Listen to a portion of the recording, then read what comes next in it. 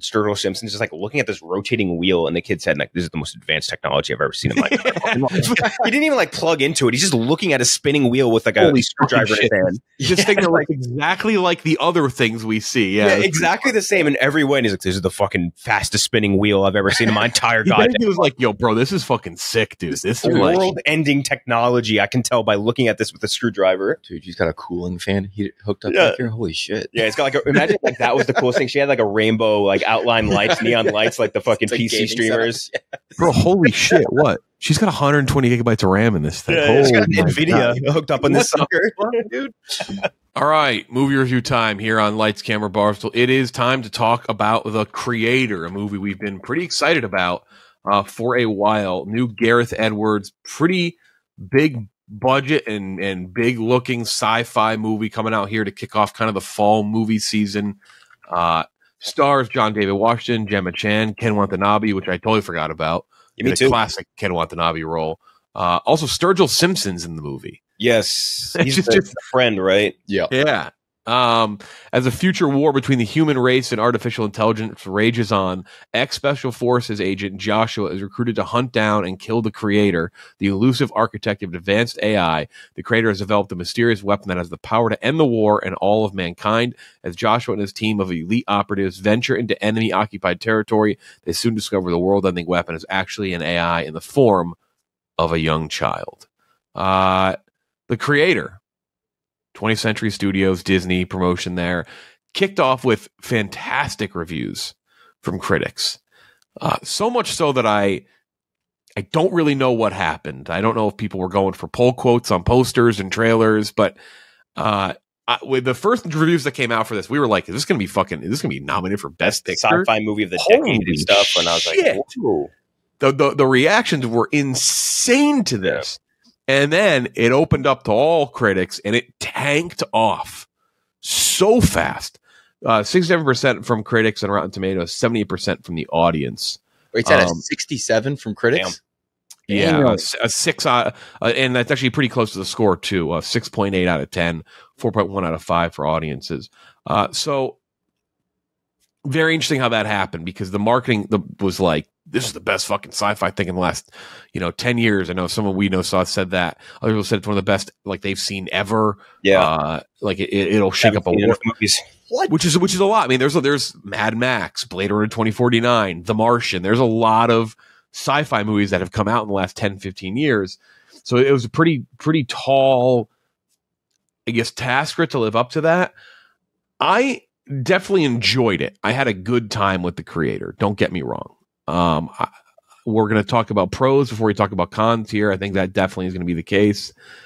However, it is a deeply flawed movie. And it just never finds its firm footing. Like, it never really quite figures it out. And again, I like it quite a bit, but man, there was a moment where we were getting ready to go see this movie, and I'm like, is this going to get like a fucking like a 98 out of me? Like, is this going to be like upper echelon sci-fi? I think it's fine. I think it's good. I think it's good. I think it's better than average for me, and I give it an 83 out of 100. I enjoyed it. It looks incredible. The look of the movie is fantastic. The concepts are cool. The music is really good. Like, the nuts and bolts are there, but there's the difference between this being good and great is that it just gets a little messy. And I hate being a negative on the review, because it's good, and I liked it, and I enjoyed seeing it. But I think it's more of just the disappointment of the fact that this is not, at least to me, one of anywhere near the best sci-fi movies released in the last 10 years. There's a massive crop better. So yeah, 83 out of 100. We'll get more into it in pros and cons. I don't elaborate too much now, but that's my rating for The Creator. Ken Jack, what do you rate it? Yeah, I think I'm just like a little bit below you. I'd be like at like a 79 probably. And I think the thing going into this movie is like there's 3 directors that know how to make a sci-fi movie look great, and at this level, at this scale, right? And it's Gareth Edwards, it's Denis Villeneuve, and it's Neil Blomkamp, and that's it. Like, no one else seems to get it. And everyone else, they always just look like shit. They look like over-engineered or under-engineered CGI garbage. So when you go into this movie, like, this is going to look visually incredible, and it does. Every scene involving robots, involving explosions, which there was a lot of missile strikes in this. This is Missile Strike the movie. They all looked incredible, like shit you don't ever see really in any movie ever. And that is all incredible. But like, there's a lot of structural issues. Like, I think I texted to you guys right after I saw it. I was like, the pieces are all there. It just doesn't work the way they're put together. Like, the pieces are all okay. But like, there's a much better movie hidden inside the movie we got. And I don't know if that'll come in. They said there was like a 4-hour cut originally and a director's cut. Maybe that's the answer to this. And then that movie is incredible. But like, this is just, it feels very jumpy and like very stop-start, very like, it doesn't really get that level of like inertia, I guess you would say, for a movie to like really get going and hit like a good sort of climax and more emotional investment. And there's some other issues like John David Washington, I'm sure we'll talk about when we get into the pros and cons and stuff. John David Washington was not a fit for this, and maybe he's just not a fit for this type of like leading man role. I mean, that's just not for him. But then like, again, we'll talk about that more when we get a little bit further in. But the child actor was incredible, absolutely insanely good. So many great little components in this. The mill sim, like all the tech and everything, looked really cool. There's just little things that needed to get fixed and stuff that needed to get like maybe like I feel like they edited this in the room, whatever, and then they just didn't watch the final product. They're like, they had their full cut, they cut it down, and like, this will probably work. We don't need to watch it, like rewatch it, because the full structural thing is just not good enough for what the pieces that we saw. So I'm at like a 79 for this movie, which I had a ton of high hopes for, not just because I love the director, I love the piece, the idea, but also because of these critics saying it was the best movie of all time, which it's not. And I'd go further than saying it's not one of the best sci-fi movies of the last decade. It's not one of the best like 5 years. You know what I mean? Like, it's not even maybe like 2 years. Like, it's not there. Yeah, I really almost wish those kind of reviews had not come out before the movie, because that just sets a bar for the film that it was just never going to meet. No. Honestly, it just wasn't going to meet that. I'm at an 83 out of 100. I think the pros are very strong. You guys have already gone over them. Looks fantastic, sounds fantastic. A lot of the world building. We'll elaborate more on that. A lot of the world building is great. Definitely undercooked in some spots. We'll get to that. But I had a great time at the theater. I think this movie definitely thought it was going to be this prestige sci-fi film, very thought-provoking, but what it in reality kind of is a very good like TNT Saturday sci-fi drama that you throw on and you have fun watching, don't mind the commercial breaks, sit there and just watch it the whole way through and have a nice time with it. It's not best of the decade, but I don't think it should be punished for that. No, that's not the movie's fault. That's critics. Yes. So yeah, 83 out of 100 for me. Let's talk about pros first, because I think pros we can. I don't want to hang too much on negative, but I feel like it's not even negative. It's like, God, this was close to being great. Like, what could have been? What could have been? So the pros, I think it's the scale of it is great.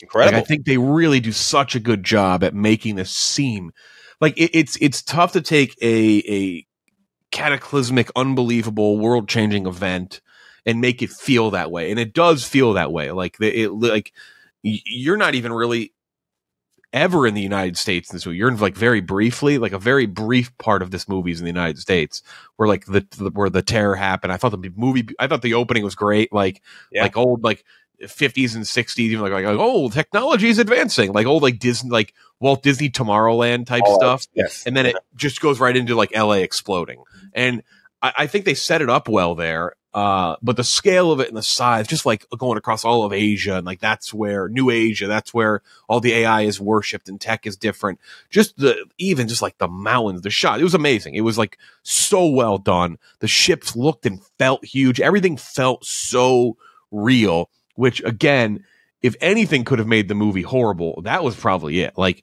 you could have had a bad script, bad acting, but like there's nothing worse than a movie of like this scope and scale that fails to really pay it off.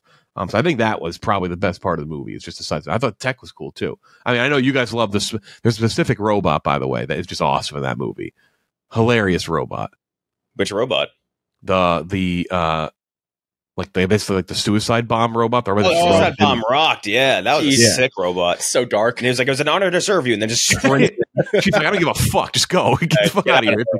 I agree with you. The scale, again, that's the big thing with these big three directors I mentioned before. It's just the scale is huge and it still looks great. And like I feel like in the robot sort of world, like we have, even with like Chappie or something, it's like South Africa.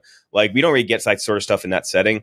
And I think that looked really cool. I think the way they ingratiated or sort of integrated the robots that they had, which looked amazing, into their sort of like society, this like new age society, was really sick too. And like just not knowing what was a simulant, what wasn't, the people like lending their face to all that stuff. Like this is like very well tread tires in the sci-fi world. Like AI bad, ooh, like that's super well tread, and by like some of the best movies of all time, like Terminator and shit like that. I think they did a good job of like taking that, like you have to pay respect to it, and they did pay. I think they paid plenty of homage to stuff like that, but also built on their own stuff on top of it. I also think like the gun sounds that they have were the sounds of the future guns in Terminator. I don't know that for a fact, but it sounded exactly the same. Don't know if that was on purpose in art or if I'm misreading that. Gunfire looked great too, by the way. Looked really cool. Guns, everything, all the design of the robots, of the ships, of the tank, of the fucking NORAD, with the Nomad station, all in like the aiming reticle that like goes onto the thing, the big blue light looks so cool. Like everything about it looked amazing, and that's I think a very easy pro for this. And I think the other biggest pro the world building was fucking A+. Yeah, and I think the other biggest pro I'd add on is Madeline Yuna, who plays the child in this. Incredible, Alfie. Like I mean, that kid was the star of the show, and we talk about it. I feel like at length every time we have a movie with a child actor at the forefront. That can sink your movie so fast, like so fast. And she carried it. She carried the fucking movie. She was so good. And brought a lot of emotional depth to moments that like otherwise you wouldn't feel much for. So I think those are my two biggest cons. The look, incredible. Like battle scenes, all that shit, incredible. And Madeline Yuna just crushed it. Pros. Yeah, for pros. Sorry, that'd be the biggest pros. Yeah, I mean, kid actor. I want to know, Robbie, that you can go. I said that the worst thing could happen is if the scale and scope was not paid off. Kid acting is the worst. There's a bad kid acting performance can really just tank the movie. Man. It was the opposite. So yeah, I mean, 99% of the time you're constantly saying just less of the kid, whatever the kid is, even if they're a serviceable actor, just need to use them less. In this situation, I think this is one of the rare movies where I'm like, give that kid more. Give them more to do. Give them more screen time. She was fantastic. I don't know how old she is, but she turned in one hell of a performance for a child. And then just to echo what you all said, I mean, the biggest pro is clearly the visuals here. The fact that they got this done on an $80 million budget is kind of crazy, right? Yeah, it's kind of head scratching when you think. When you look at other movies, like how do you not do this? Yes, big budget look. I should have said that earlier. I said big budget. It's more of a big budget look. It still cost $80 million, but the look of it is what's big budget. It just felt huge. Yeah, and the Hans Zimmer team coming in on that score, I really like that score. I like the. It needed an iconic theme, but like their atmospheric setting. It created a great atmosphere. Is what I should say. I think those are the two big pros here. I'm not sure where else you could go with it. I think they did do a good job, like you said, of not falling into a lot of the same traps of AI bad. They did put at least enough of an original spin on it, almost pro AI in spots, which you never get. Never get that. Which I kind of like seeing that perspective. It's like iRobot ass. Yeah. But yeah, we'll get into the negatives here because I like Jeff has mentioned, this movie is very close to being like great, but at this point it's just good. Yep. And now we got to talk about cons, which the cons aren't even that awful. There's nothing awful in this movie. No. The biggest con for me, and this is where I think we may differentiate a little bit. I actually don't think the acting was all that bad. I think the script was bad. I think it didn't matter who was acting. And I think the one that stuck out to me the most was Allison Janney. I had no problem with John David Washington. I really didn't. But Allison Janney's character was fucking brutal. And she's an unbelievable actress. She's an Academy Award winner. She played in what I think is one of the top 3 dramas ever on TV in The West Wing. Like Allison Janney doesn't turn in bad performances. And this was it was tough to listen to her character. Our favorite thing that her character did was yell, "Hack everything! Hack everything! Hack everything!" She said it from she's in the helicopter, like screaming into her headphones, like "Hack it! Hack everything!" It's not like it's not like Anakin Skywalker saying he hates sand or anything. But it was stuff like that. You're like, this is so pedestrian and just man, this movie feels. Everything about this feels so out there and so great and so polished. And it's like the script was like, ugh. like, this is just cornball shit. It's just like, I just couldn't. I think that was the biggest problem. I think it was just not. I just think it wasn't well written. I mean, the writers, so the screenplay was done by Chris Weitz or Weitz. I don't know how to say it. And Gareth Edwards. He's done script for Monsters back in 2010. Which is a small movie, and then this is really the first of his movies that he's been a writer on it. He didn't write Godzilla, didn't write Rogue One, a Star Wars story, and the other writer on this, Chris Weitz or Weitz, he did some writing with Rogue One. Though keep in mind, a lot of that was punched up and changed, but he was also writer on the Tom Hanks Pinocchio movie. I can't throw that on him. Ooh. 2015 Cinderella, which has been already made. Both of those scripts were already done, basically. Right, that's an adaptation. Nutty Professor 2, The Clumps, The Golden Compass. Like, there's some stuff you're like, oh boy, this is just like, man, I don't know. Like, I hate to single in on just him, but I think it's multiple. It's just, ugh. See, I'll disagree. I think the writing was terrible. I'll disagree with you in that. I think Janny had nothing to work with, right? Like she's in such a limited role comparatively to John David Washington. Like John David Washington's supposed to be your main focus of this entire thing. Yeah. So like, and you're limited to little punch spots. Yeah, she had shit dialogue. I'm sure she did the best she could with what she got, and that's fine. That's whatever. But John David Washington being the focus of this movie and not really bringing leading man sort of not energy, but like a leading man level performance into it was kind of no. I'd say it is a charisma issue. I do think it is a charisma. I don't think he's a bad actor because I've seen him be great. He was great in BlacKkKlansman, no matter how you feel about him. Yeah. I do think he was phenomenal there. But from a charisma standpoint, for these big sci-fi like Tenet, like this, I don't know if that's his gear, is what I'm saying. Yeah. I do think there's a role for him to be a leading man. We've seen it, but I don't think this was it.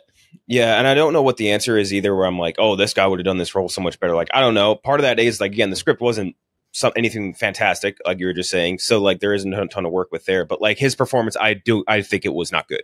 And I feel like I can't give him a pass just because of the script wasn't like some legendary. It's fair. I don't even like it's very fair. Yeah. I don't think I can give him a pass, especially when like a child is running circles around him. You like the entire movie from an acting perspective.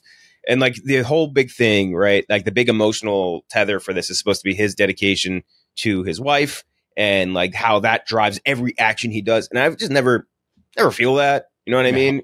And like I compared him to on Twitter. I was like, he's like great. He's shit between the 20s, just lethal in the red zone. Cause like when you get to the big emotional climax scene, like, yeah, he's good there. Everything else though, he's like just not, he's like not a factor in this movie, which kind of sucks. And I don't know what the answer is. And like is with the Janny character and like the sort of, and that's another homage moment. I think the crew that they have is very like, hey, we're doing the Aliens crew. Yeah, it felt very James Cameron. Yeah, this is Bill Paxton is this guy. Allison Janney's this guy. Like that's who these people are. And that's fine. But they definitely need a little more to work with so that you could feel more of like I don't know, just for like I guess hatred for those characters and more love for the AI characters. But yeah, there's I think there was an acting problem for the adult actors in this. I will note that Chris Weitz also was nominated for an Oscar for About a Boy, so I should be fair on that. Oscar nominated Chris Weitz. I don't have any issue with what you said. I don't have any issue. I don't have an issue with that with Johnny Walsh. Like I don't think it's like I'm not trying to sit here and say like I thought he was fucking amazing. The script just let him down. Like anyone was great in this. Like I think except for the kid, really. Yeah, Malin Yuna, beast. Jeff, I am on your side, by the way. I do think the script was by far the biggest issue here. There's so much of it, and we talked about the world building. I think there's so much of it that's just underbaked, and that's why I am kind of interested to see a director's cut, like you brought up, Kinjek. There's just like the villain, like America, it just being like, oh, America is angry. Like that really never gets like developed. Like you don't think they search for the issue behind an atomic bomb going off? Yeah, like and the guy just be like, yeah, it's a coding issue. Yeah, it was a coding issue. Like you don't think they would have checked for that at any point? Like stuff like that. Like yeah, I just felt it was empty. Like that stuff felt like it didn't feel justified. Yes. Which I don't want to make it seem like that we're just saying it because like we don't want America to be the villains here. It's like that has nothing to do with it. It's just like You're right. Just it felt weird. Like it didn't feel. I think they could have done more too to kind of show, like, because you want like kind of America to be the big bad, right? Like you want, Yes. if you want that, I think they needed more scenes of the Americans being cruel to the robots. You know what I mean? Mhm. Like there wasn't I don't think like they have one good scene where it's like the robots like trying to crawl out of like the compressor before they get crushed. And like shit like that, or like when they pull the robot out of like the nuked car. I Like- really liked it when they were going through the nuked out Yeah. town. I thought that was like they kind of sped straight through it, but I was Mhm. like, this is a good spot to kind of build up, you know, the tension and like why they hate them. Yeah, exactly. I feel like they missed a little bit there. Yeah, I think a big part of it is that you're right. Like the line from the Ken Watanabe character is such a throwaway of like, you know what happened in Los Angeles, like coding. It's like that's such a small way to get you to have to care because it's really set up for you to truly hate the AI pretty much right out of the gates. Yeah. And it never has like that huge moment where you go, okay. And I don't know if it's because it gets muddied up with the love interest storyline, which like that, even that payoff when you figure out that her character is like the creator of the AI Yeah, is the not creator. That never really lands a ton. Like the big kind of emotional beats that should really like elevate it, they never really, they don't pop. By the way, do you notice how? And I don't know if this is just like me, just not totally understanding it. They did like the part 1, part 2, part 3, like all, and I thought that was cool. And then I think they stopped at like 1/3 through the movie, and then they didn't do it again. Like I don't know if you did. You know, unless I missed one. I feel thought like they did it for all of them. I thought they did like Her wife was the last one, right? Or yeah. but that was like there was still a whole third act to come from that. Yeah. I felt like they just kind of stopped because they were You doing might it have like been right. I don't know the timing, but you might be right on that. it's pretty regular cuts. I feel like when they would go to those screens, and then all of a sudden it was just like, yeah, we're done with that. Also, speaking of the wife, this was one of the all-time movies for dead wife flashbacks. Yeah, big dead wife shit. movie. Holy shit. Yeah. So many dead wife flashbacks. And those Hey, also yeah. talking about They- underband, like those scenes, I felt like there was something that like they just didn't like. It felt like those flashback sequences were showing you the middle of a moment, but they didn't tell you what the moment was. Yes. Like she'd be like covered in blood, like talking about something. It's like, well, what is it? What happened here? They're not just having a conversation. This is like you were in the middle of a big moment. What happened? So, I don't know. That shit was kind of weird. The big issue with that is that it was such an important part of trying to care about the love story Yeah. that the flashbacks were so.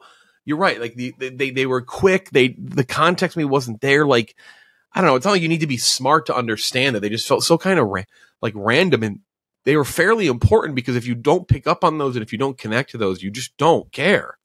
I also think like that, like a big part of it, obviously they want you to empathize with Josh, which by the way, main guy can't be named Josh. I'm sorry. That's just, it is what it is. Can't be named Josh.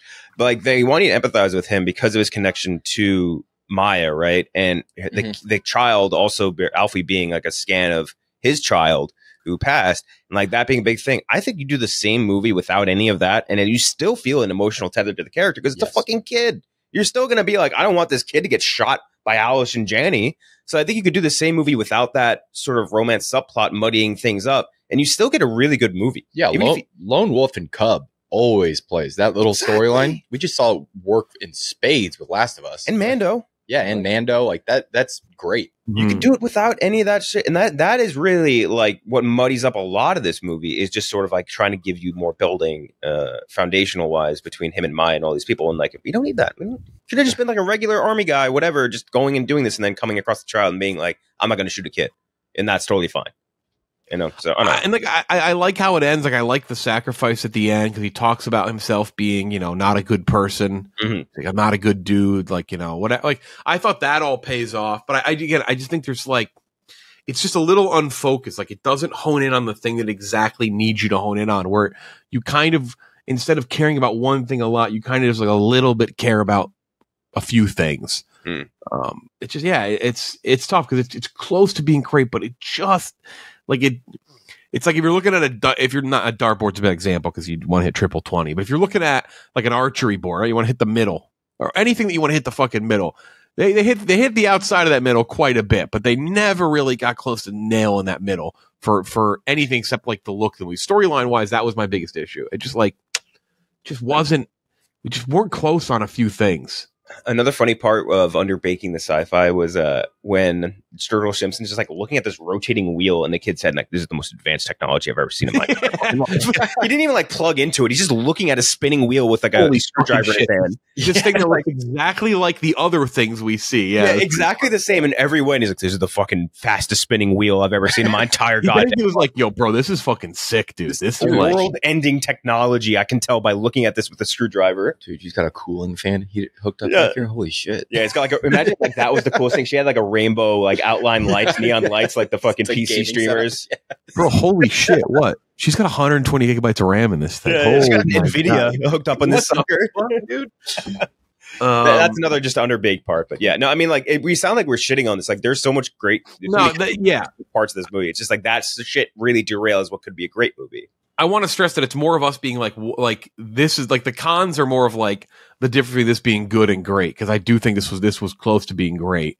It just lacked in some areas. It just didn't land, unfortunately. Still good though, still very enjoyable. A good time, fun. Like the AI, the robots all look great. Some great imagery. It's cool. It's a great job world building, giving us something unique and different. It's just the story was just lacking. So yeah, final thoughts here. 83 out of 100 for me on The Creator.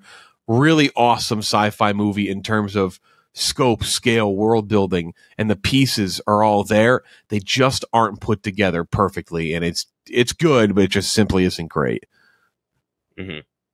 Agreed. Yeah, no, and we spent a lot of time on cons, but I will still give this a recommend to see in theaters. Absolutely, like this plays on the big screen for sure. It's and I gave it an 83 out of 100, so it is enjoyable. Like it's a good movie. Sturgill. It's tough to not talk about the stuff that doesn't make it great. At least for us, you may think it's great, very well. And like the people who reviewed it before the movie came out, no fault to them. My expectations were through the fucking roof, and I'm a little bummed out that I didn't like it as much as we thought it could be. So very flawed. That's The Creator. Still suggest seeing it though. See it on a big screen. That's what you got to see on something big. Don't just watch it, Josh. You're not going to believe this, dude. This bot. Don't just watch it on your TV at home or computer Ninja. All right, if you're on YouTube, make sure to like and subscribe. Subscribe to the channel, helps us out a ton. Especially you can know when other reviews are coming out and other things we've talked about on this channel, draft, rankings, tiers, news, and more. And then, of course, like the video. Let us know in the comments below what you'd rate The Creator, what you thought about the movie. For Ken, Jack, and Gooch, I'm Jeffrey Lowe. We'll talk to you next time.